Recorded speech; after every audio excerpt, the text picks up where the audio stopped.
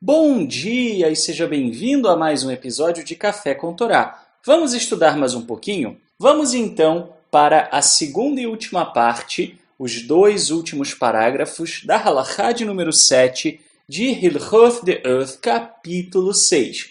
O texto se referia, como nós vimos no episódio de ontem, à questão de exortar uma pessoa que está num caminho errado. Ontem nós vimos as condições para que nós possamos fazer uma exortação que seja eficaz e que passa pela amorosidade, pela brandura no falar, por pensar realmente na pessoa e não tentar se sentir mais justo do que a pessoa, entre outras características importantes. Vamos então ao texto de hoje. Ele diz assim: se ele aceita a exortação, muito bem. Se não, deve-se exortá-lo uma segunda e terceira vez.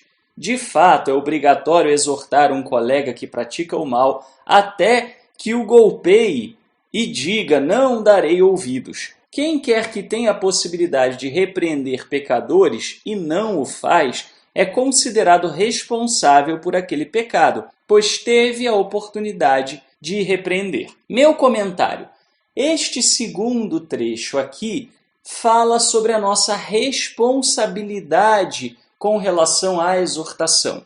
São os dois extremos que nós não devemos adotar. O primeiro extremo nós vimos anteriormente, que é usar da exortação como uma maneira de massagear o próprio ego, de se sentir justo ou mesmo de agredir um terceiro. Vimos as condições necessárias para que a exortação seja eficiente, vimos que ela não pode ser pública, entre outras questões. Mas existe um outro extremo, que é quando a pessoa simplesmente se exime da responsabilidade de exortar, ou fala qualquer coisinha, às vezes até de maneira meio ambígua, e pronto, já está exortado. E nós não devemos agir assim. A Torá nos chama a exortarmos, porque muitas vezes nós podemos ser até mesmo a única pessoa que aquele que está andando em transgressão tem para colocá-lo de volta num caminho adequado. É muito importante, portanto, que nós não desistamos de exortar. É difícil fazer exortação, principalmente uma exortação amorosa.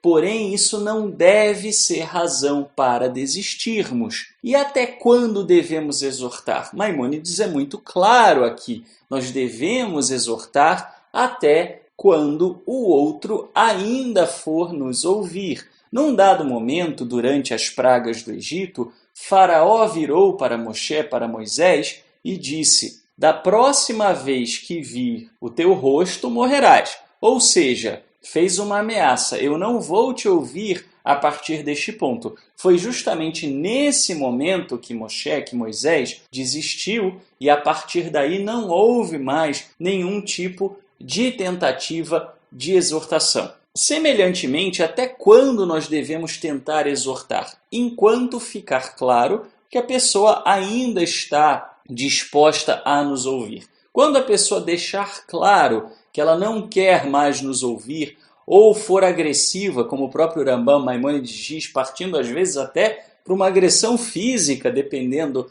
da situação, se for uma coisa mais delicada, mais grave. Quando, enfim, a pessoa deixa claro de um jeito ou de outro que ela não vai dar ouvidos, ela não quer te dar ouvidos, aí sim, aí é a hora de parar. Até então, nós temos a responsabilidade de continuarmos na nossa exortação. Em um dado momento, a pessoa pode nos ouvir, então nós não devemos desistir jamais. Até porque, como é dito no último parágrafo, se nós não exortamos uma pessoa que poderia ser exortada, então nós nos tornamos corresponsáveis pelo pecado. Por quê? Porque a Torá não é algo individual. A Torá é reconhecer-se como parte de um todo.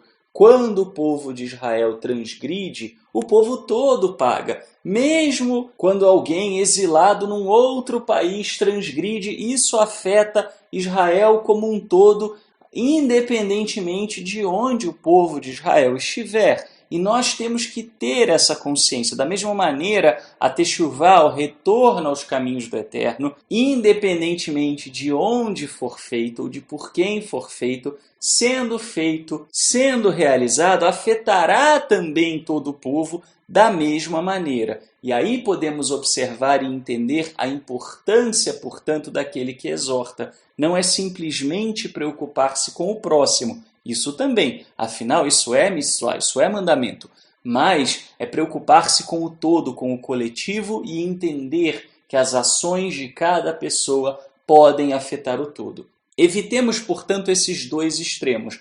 Não iremos exortar com agressividade, não iremos exortar em público, mas também não desistiremos de ajudar as pessoas que precisam voltar para os caminhos do Criador a realmente andarem em retidão, andarem no caminho adequado. Se a pessoa deixa claro que ela não quer te ouvir, aí a responsabilidade evidentemente não é sua. Devemos respeitar o livre-arbítrio. Mas enquanto ainda há diálogo e a chance de tirar uma pessoa de um caminho maligno, devemos buscar essa chance, devemos agir em cima dessa oportunidade, pois é o Eterno que coloca essa oportunidade adiante de nós. Um ótimo fim de semana para você e até semana que vem, se Ele nos permitir.